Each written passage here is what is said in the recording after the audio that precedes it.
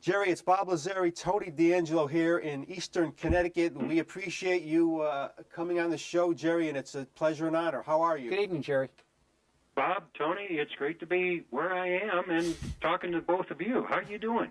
We're doing terrific. And, you know, we were just talking, Jerry, before we came on the air, Tony, up on his phone, he got the 1980 no-hitter you threw against the Giants. We were listening to Lindsey Nelson's call of the last out. And Really? Where'd you get that? It's on YouTube. No. Yes, it is. It was terrific how you fielded the ball. And It's a great call. It really is neat. Man, you threw that ball to first, and with the celebration we watched, and it was just great. It was such a nice celebration. It was awesome. Candlestick Park, and we just, I said to our viewers here, a 22-year career.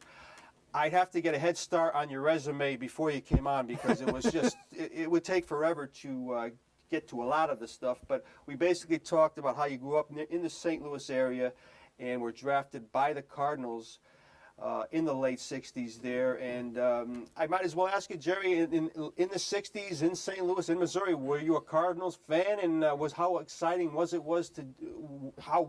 to join that, the hometown team?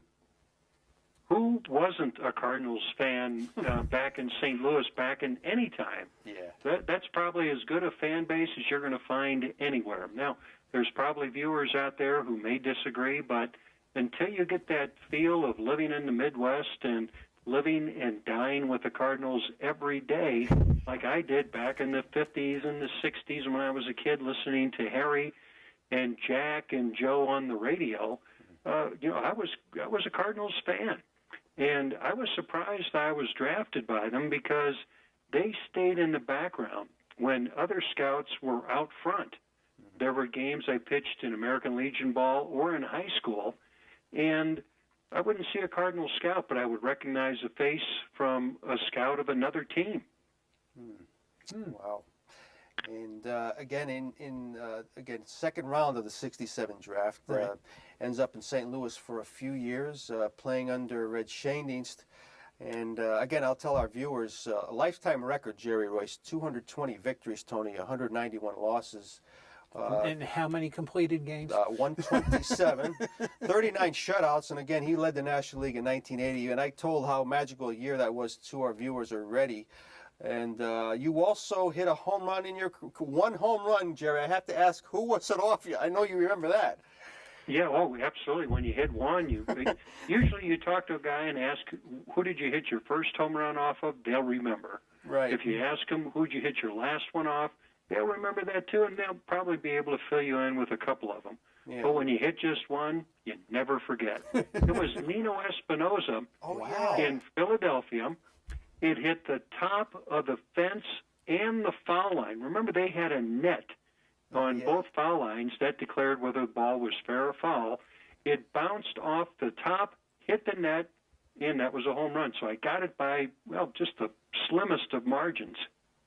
Wow. I do remember Nino Espinosa, Tony Mets. Remember He was originally the Mets. Yeah, yes. I remember came up. And a few other things about Jerry, Tony. Again, a member of 5 postseason squads, 3-time 18-game winner, once with Pittsburgh, twice with the Dodgers.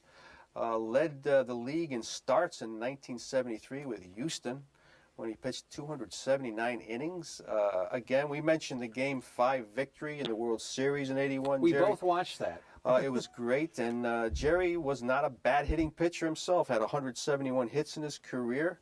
But again, the resume is amazing. He played for about a dozen managers in your career, Jerry. We've had guys on the show that have, I think, probably played half the time you did and played for twice as many managers. So that's not bad. And Tom Lasorda probably has a lot to do with that, the stability that you had in L.A., but it is some kind of career, and preparing for the show, we just did not know where to start, so I'm basically trying to go chronologically after St. Louis. I have one question because Tony and I are fascinated. You played with the Cardinals with Dick Allen, correct, Jerry? Yes, just that 1 year. Richie Allen, that 1 year, and he's always had this kind of very, very eerie quality of a kind of a mystifying type of character. I don't even know if his own family knows where he is these days, Jerry, but he was an amazing hitter. Tony continually tells me we were fans of him as kids growing up. an amazing guy. Was he just an amazing hitter? I mean, for the year that you knew him, what kind of player was he? Well, when he was in the lineup, he was a force to be reckoned with. Right. Back in those days, the Cardinals were looking for somebody who had some power in the huge confines of Busch Stadium.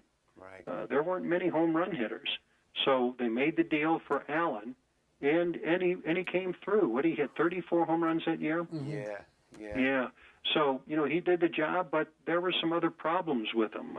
Sure. In September, he didn't seem to, show up, whether it was physical or whether he just wasn't there mentally. Yeah. And then they shipped him off to Los Angeles, who kept him a year, and then he went to the White Sox. Yeah. And, of course, he had some problems with the White Sox as time went on. I found him to be one of the nicest guys you'd ever want to meet. Wow. Also very entertaining, and he had a great deal of charisma. Boy, was he great to be around because he would just naturally attract attention. Yeah. But, like I said, he was there. He did the job, but it didn't quite fit with it didn't bring the Cardinals to the World Series, didn't bring them to a pennant. So, they had to look in other ways. It was a different time in St. Louis then. Remember, they won in 67 and 68. Right. And they started making a lot of moves. Yeah. And it was also at the same time they made some deals not necessarily to improve themselves from a baseball point of view, but because of contracts. So a lot of things going on in St. Louis, a lot of trial and error, and it just didn't seem to work for the Cardinals. Although they got close a couple of years, but it just didn't click for them until '82. Yeah, and of course, when you came up with the Cardinals, Jerry, I mean, you talk about some Hall of Famers. I think I counted 11 that you played with in your career. I might be off by one or so, but Brock, Gibson, Carlton. Gibson and Carlton on the same staff. What was that like? Were they mentors? Did you learn a lot by watching? Were you terrified? I don't know how to. Yeah, those guys were just beyond. When you talk about great pitchers, of course, Carlton is the guy you finished runner-up to in the Cy Young, but you were his teammate back in the day. It was a different time and a different place because these were guys who had already earned their stripes because they pitched in a World Series. Carlton pitched there in 64, and I'm sure he pitched in 67 and 68. Gibson, of course, the numbers on Gibson are just staggering, some of the things he done, particularly in 1968. And it was because he had such a great year in 68 that it caused a number of rule changes in 1969.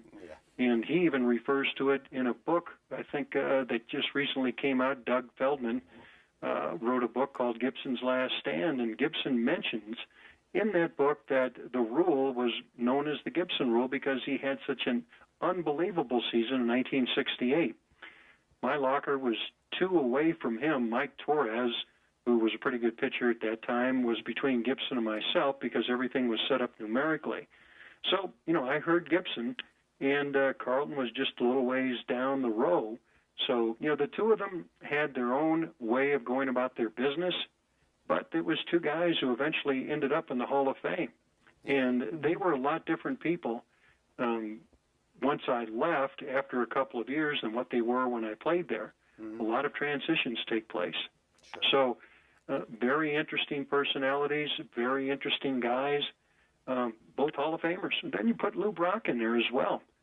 So, and you might want to count one more. I'm sure Joe Torre is going to get some consideration someday. Yes. Or, I would agree. Because he was an MVP at one time.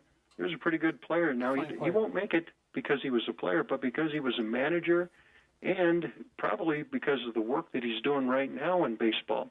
And you put it all together, you're going to find a lot of support for Joe Torre being in the Hall of Fame.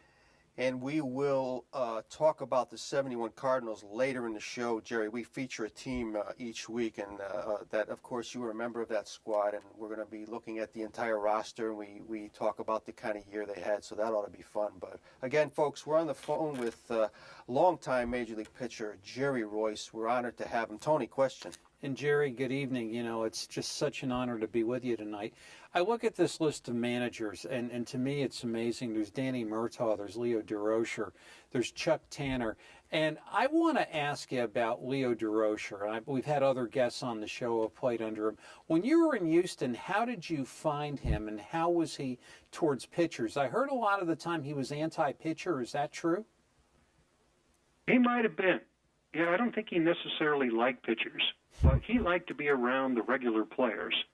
The only spring that I spent with him was in 1973, and most of the time he was with the starting 8. Occasionally there'd be a moment or two when someone would join that starting 8, but Leo was with them when they took batting practice, when they took infield, when they ran the drills. Then there were the reserve players, the non-pitchers, and they were with another coach. And, of course, being a pitcher, I was on another field. And the only time I really saw Leo was during the games or when we had a team drill in the early part of spring training. So spring training for me, you know, he wasn't that visible until, you know, those were the moments that I mentioned just previously. Mm-hmm. Leo was different. Leo always thought that he was the center of the universe and that when he walked, that center moved, and he would always be in the center of it. Mm-hmm. He just had a way about him. He had a persona, and I wrote about it extensively in my book, which will be, and how about this for a plug? It'll be released or published later this year, and hopefully it'll be out the first of the year.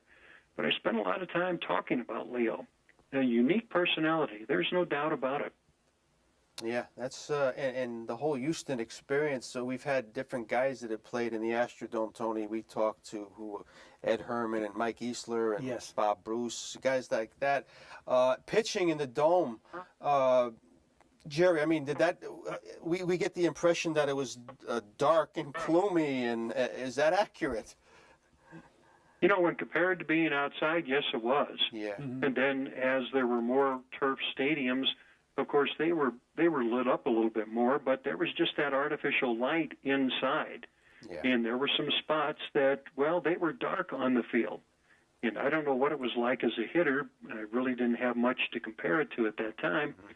But, yeah, the ball didn't carry that well in Houston. You had to hit it to get it out. But I was there pitching at the best of times because I saw Cesar Cedeno in center field. Mm-hmm. And at that time, he was the best I'd ever seen. Yeah, that's what I've heard. Tony told me, yeah. Durocher said he could have been one of the all-time greats. Yeah.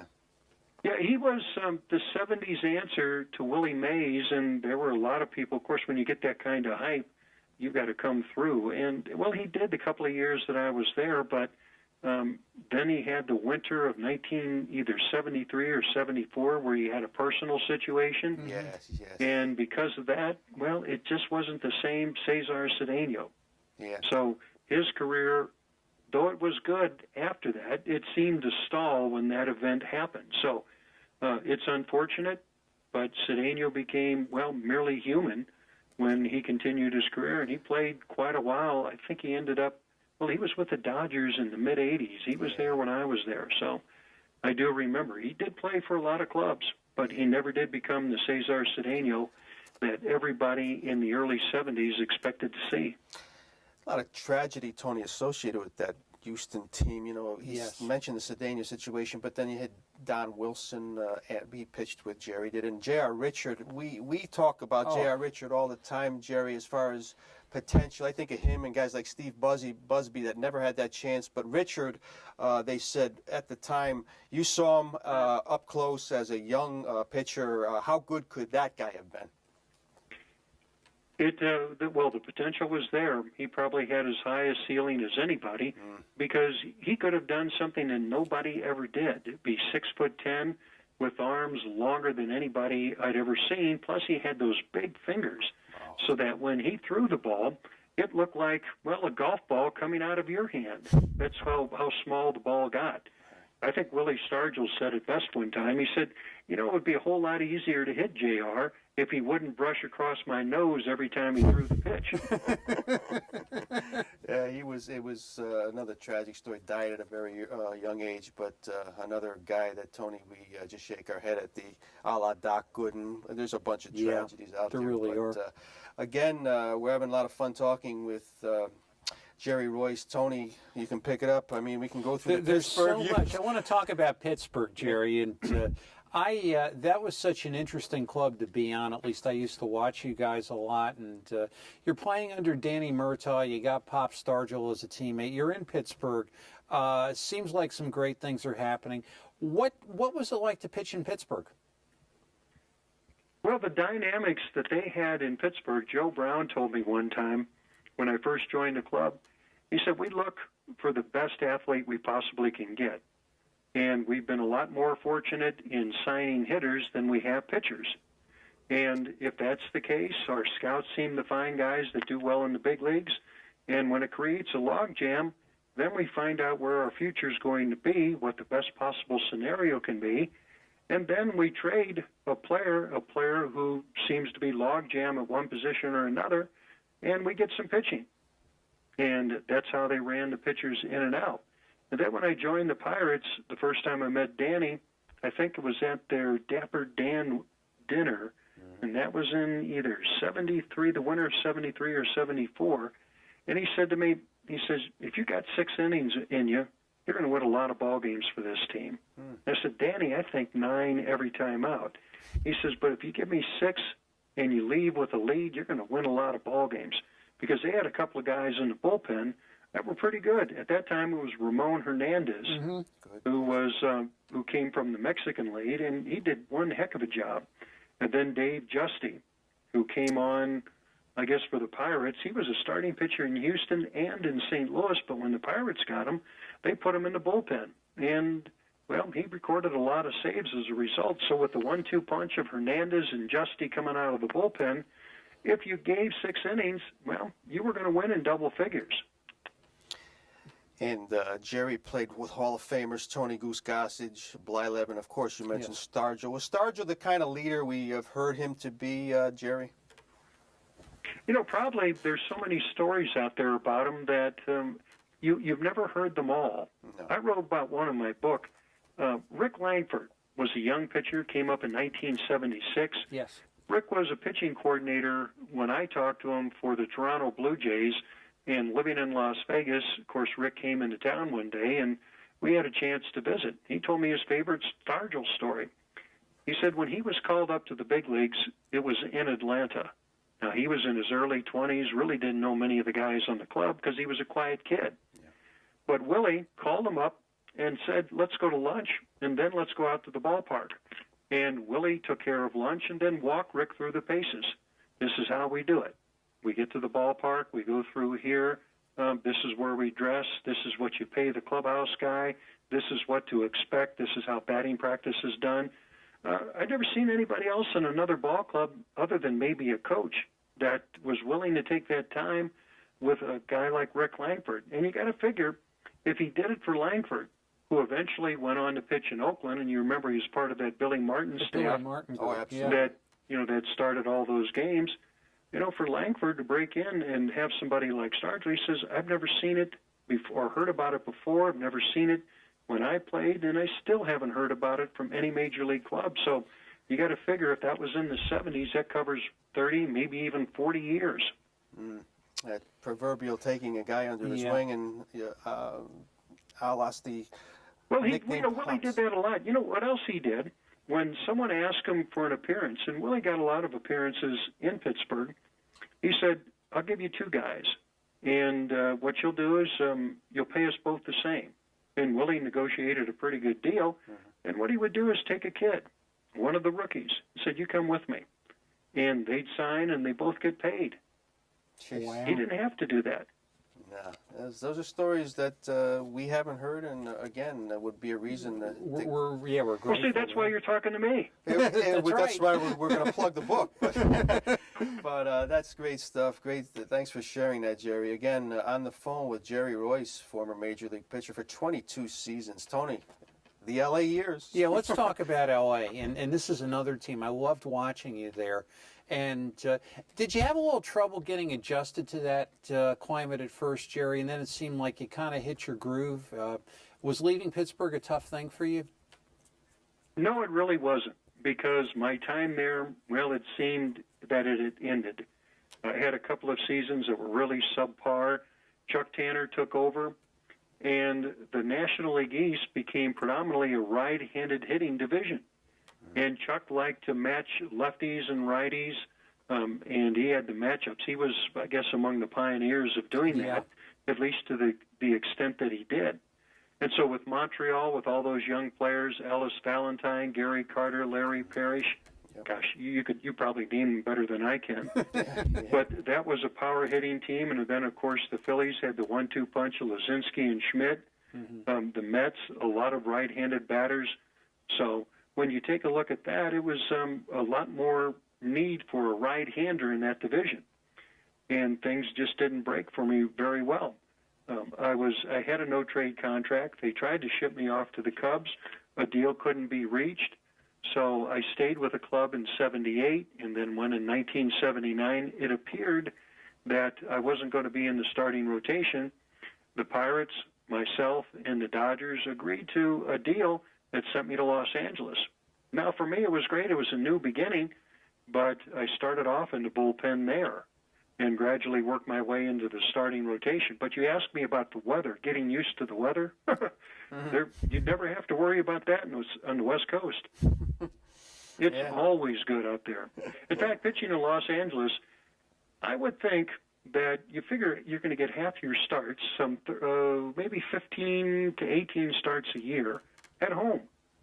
And pitching at home in Los Angeles with those cool night temperatures, to me, I always believed that I got another inning, maybe two, than I would had I been pitching somewhere in the Midwest where the temperatures were 95 with 95% humidity. That's right. Oh, yeah, that's true. And you fit in perfectly, a two-time 18-game winner with the Dodgers. You know, I think a lot of people viewed you, Jerry, as one of those Southern California surfing, free-spirited guys, not knowing you were from the Midwest. You fit in so great there. You guys all seem like you had a great time in that team. I know I had a great time. I had a great time every day I played. The difference between the Pirates as far as the approach and the Dodgers, well, it couldn't have been more polarized. For instance, if you were to walk into a Pirates clubhouse in the years that I played there, which was the mid-'70s until early of 1979, you would think that you were at a fraternity party about a half hour after the keg was tapped. Now, as opposed to that, in Los Angeles, walking into the clubhouse just, at the same time, 4 or 5 o'clock in the afternoon, it wouldn't be any different than a Fortune 500 board meeting. It just shows you that there's more than one way to go about winning.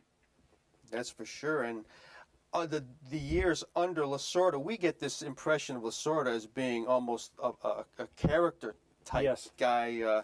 But to manage some of the guys on that team, like yourself and Happy Hooten and Jay Johnstone, there's little loose things going on in that clubhouse too, Jerry. But it was some great players. Obviously, we've talked about it before we came on. Garvey, Lopes, and Russell, they stayed together for so long. And you had the chance to play with Rick Monday and a couple future managers there. It's just great stuff, Tony. And the whole Fernando mania, when he came up as a teenager, Jerry, that must have been something to witness.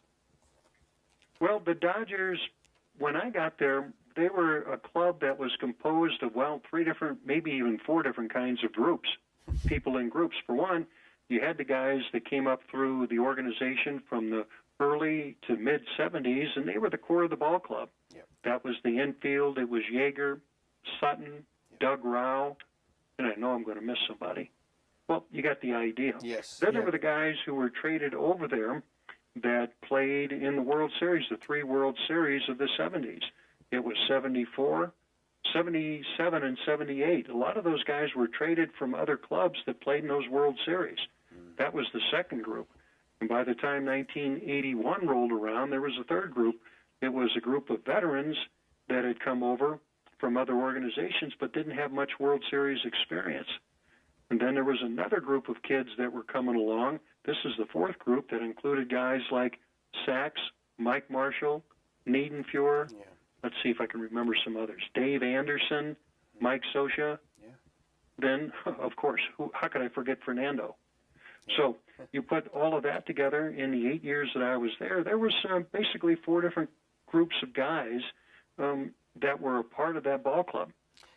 Another teammate that stood out to me, just reading the bio, Jerry, was Steve Howe, and another tragic. Being a lefty like yourself, when he passed away, I know it probably affected you a little bit. Well, to be honest with you, the Steve Howe that I knew as a pitcher that came into the games, I had no idea what he was doing. Mm-hmm. I had no idea what was going on. That's how focused I was on taking care of my job. Sure. Mm-hmm. But then he ran into some problems, and, well, who at that time really knew how to take care of it? Because in the early 80s, there weren't that many rehab places for somebody to go to.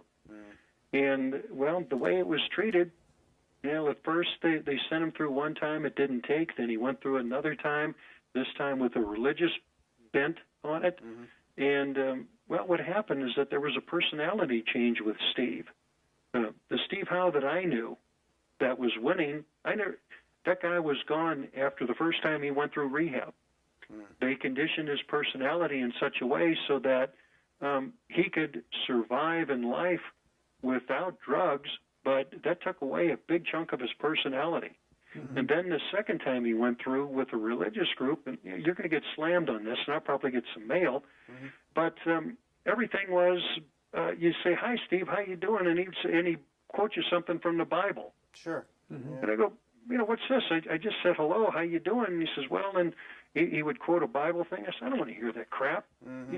You're just, hi, how are you? This is a baseball clubhouse." But, that's the way it was done back then. I'm sure that it's improved. I've never had to deal with it. I've known a few people that have gone through it, but, I'm really not an expert when it comes to taking somebody through alcohol, drug, or any other kind of substance rehab. Again, we have a few minutes left with Jerry Royce. We're having a great trip going down memory lane here. Again, 81 World Series. You have a World Series ring. You win Game 5.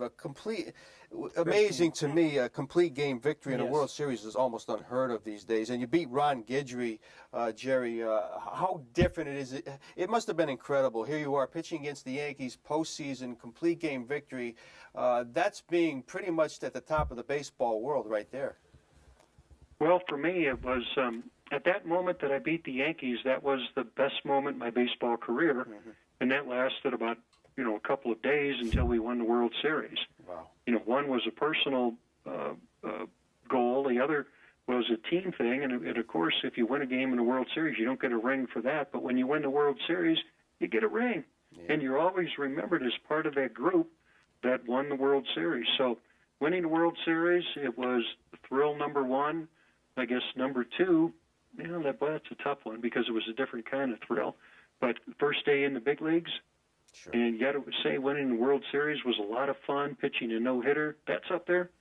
All of those different things, I can't really rank them because each are different. It's kind of like comparing apples and oranges. But when the dust settled and I took a look at all the good times that I had, and I said, boy, there's a whole bunch of them here. I couldn't sit down and rank them at all. All I can say is that I was blessed to be able to live each and every one of them. Mm-hmm. 22 years worth, and it was mind-boggling to me looking at the teams and the stats and the teammates, etc. And it was, I'm still shaking my head. And then, of course, in 1982, Tony, we talked about it against the Reds. Eddie Milner gets a hit off for Jerry, and then he retires 27 in a row for a one-hitter. That's right. That had to be pretty memorable, too, and you probably didn't realize it until late in the game, Jerry, that I'm doing something special here, too. Well, you don't realize that because the leadoff hitter, what I did is I hung a breaking ball, 1-2 breaking ball. Mm-hmm. I wanted to strike him out, which is probably why I made the mistake. I wanted to make too good of a pitch. Mm-hmm. But you got to give the hitter credit. He drilled a double to left center. Advanced on a ground ball and scored, I think, on an infield out or a sacrifice fly. But after that, I was able to locate the pitches both sides of the plate and got, well, after his double, 27 routine outs. There were a couple of balls, I don't remember a whole lot about the game, but there were a couple of balls hit hard. Fortunately for me, the innings went fast when I pitched, and they were a little bit slower, which allowed the offense, when we hit, to put some runs on the board. Yeah, and again, 27 mowed down in a row. Tony, question? And Jerry, I was kind of wondering, now you're on the Dodgers pitching staff, and did you ever go up to Hooten and say, hey, Bert, show me how you throw that knuckle curve, or Fernando, like, how do you throw that screwball? Did you guys ever have those kind of conversations? I would watch guys warm up in the bullpen. Then I would ask him, so how do you get that with your, actually it was the top of his finger that he used for his knuckle curve. It really wasn't a knuckle. So it was a knuckle curve because, like, how do you say, it's a lot easier to say top of the finger curveball. So at least that's how it worked for him. But for him, it was comfortable. And he was able to change speeds with it and command it. So as far as Fernando throwing the screwball, Bobby Castillo was the relief pitcher who was pitching in Mexico with Fernando, who showed him how to throw it. And Bobby, well, he had a pretty good one, but he didn't have the same kind of success that Fernando did. Fernando took it to a whole new level.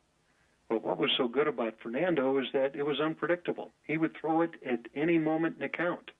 Yeah. And it seems, well, in the early years when he was racking up the wins in the innings, that he was able to throw pitches and the hitters never quite figured him out.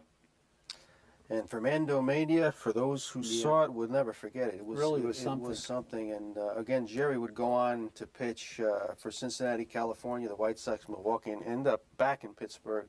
But it seemed maybe like in the mid-'80s, Jerry, did something happen to your arm while in L.A. that was you think it's an accumulation of, I mean, you had some major innings on your arm there, but again, it seemed like something, maybe 85, 86, something with your arm?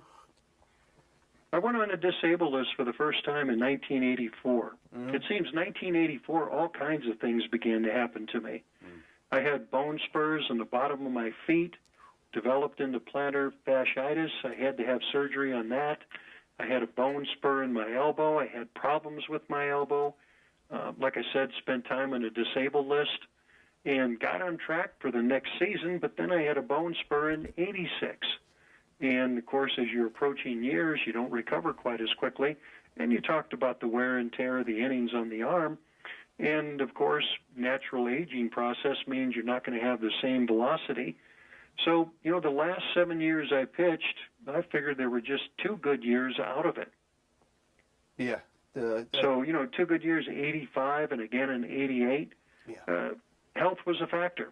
And when I look at Roy Halladay, I see that same thing, and I'm just wondering as I watch him, I try to follow his games every day, and I just figure, those innings catch up with you. And it's not just the innings, it's the workouts that he does as well. Yeah. When you're playing, you're thinking, I'll go as hard as I can for as long as I can. That's the way a starting pitcher thinks. Yeah. And you do this successively over a period of years. Well, when you get in your 30s, what happens is that there's a residual of all the previous years. And you can't bounce back quite the same way that you did when you were in your 20s. That's for sure. It's physically impossible to do. Now, chemically, there may be something about that. Yeah. As we've seen over the past years, but you still pay the price. And I don't really know of anybody that goes through the game of baseball, and well, for any sport or even life, for that matter, that gets through without paying some sort of toll. True, true. And Halladay was always known as a stud pitcher, a throwback, but it does catch up. Tony, last question. And Jerry, you mentioned the innings, and, you completed all the games that you did, but today we have this era of specialization, the 6-2-1, with the innings, and it's chicken egg. I mean, how do you think about this whole thing with pitch counts and a setup man, a closer? I mean, is this a good thing, or is this just a creature of its times? It's both. It's a good thing. In some cases, it's a bad thing. When I coached in the minor leagues, guys began to think about the pitch limits. There are pitch counts, but pitch limits is really what the problem is. There are some nights when a pitcher, well, the limits can be pushed a little bit. There are other nights when he has a low number of pitches and he's done for the night. It's just the way it's done. It's always been that way. But you have to have some sort of control on the number of pitches thrown, the number of times warmed up, in an effort to protect the pitcher's health. Is it a good thing? Yeah, it's a good thing because somebody cares and somebody's trying to find a way to keep guys from getting injured. But they haven't stumbled across it yet because I still read of guys going on the disabled list for a multitude of problems. There still hasn't been a way to keep guys healthy for an extended period of time. So, there's still something to be considered in that regard. Now, as far as the pitchers going just 6 innings, yeah, they get a mindset. And as a result, you think you go your 6, you go through the lineup a couple of times, and you've done your job. Well, that's just the way it's happened because guys have become accustomed to that in high school, college, if they pitch there, junior college, some of the other summer leagues. And then when they turn professional, it's the same thing. You have those limits, and guys become accustomed to pitching 6 of the 9 innings that a team plays that night. And then there's the relief pitchers. They've got their game set up too. I figure if I'm going to go in for an inning here, an inning there, and then the closer, well, he's geared for it in the 9th inning. It's a whole lot different than what it was 23 years ago when I finished my career than what it is today. And I imagine it's going to even transition in a different way over the next couple of years. We'll just have to wait and see. That's for sure. Interesting. And Jerry, we know you've mentioned the book. We've known you've done some broadcasting over the years for ESPN, the Angels, did some color with the Dodgers. What else are you up to these days? Tell our audience. Well, primarily working on the book. It's titled Bring in the Right-Hander. Love it. Well, I pitched, I think you have the numbers maybe better than I do, in over 600 games. I had 127 complete games. Yep. Let's see, finished 41 others. Let me do the math real quick. That means in 75% of the games I pitched, somebody came in behind me. Most of the time, it was a right-hander. That's it was very great interesting. stuff. But It's a neat way of again, looking at it. Jerry, 220 lifetime wins, Tony, in the magical 1980 season. Well, I should tell our viewers he won the All-Star game. He won the Comeback Player of the Year. He pitched a no-hitter. And, of course, the next year would be the World Series year for the Dodgers. Jerry, our time is out, just about up, and you've been more than generous with your time. And I want to thank you for your cooperation. We're very grateful. In preparing for the show. You had a lot of fun playing baseball. I lost my dad 2 years ago, and he loved watching players like you. He'd say to my son, when he'd watch you with the Dodgers, he'd say things like, yeah, those guys like John Stone and Royce, little flaky, but they're great players. Yeah. And he loved guys like you. And on behalf of my dad, I want to thank you for some great memories. And again, please keep in touch, and we'd love to speak with you down the road once again. All the best, Jerry. Thank you. Well, thank you. I appreciate that. As far as being a little flaky, no, we weren't little at all. We were out there. No, don't limit us by saying little in any means with the craziness that I experienced. Willie Stargell said the umpire, when he says it's time to start the game, he says play ball. He doesn't say work ball. That's right. So you play just as hard as you work. Yeah. And what an attitude to have. Jerry, again, it's been an honor and a pleasure. We'll be in touch, and thanks again, my friend. Thanks so much, Jerry. Bob, Tony, great to visit with you, and we'll talk sometime in the future. All right, would be our honor. pleasure. Thank Take you. care now.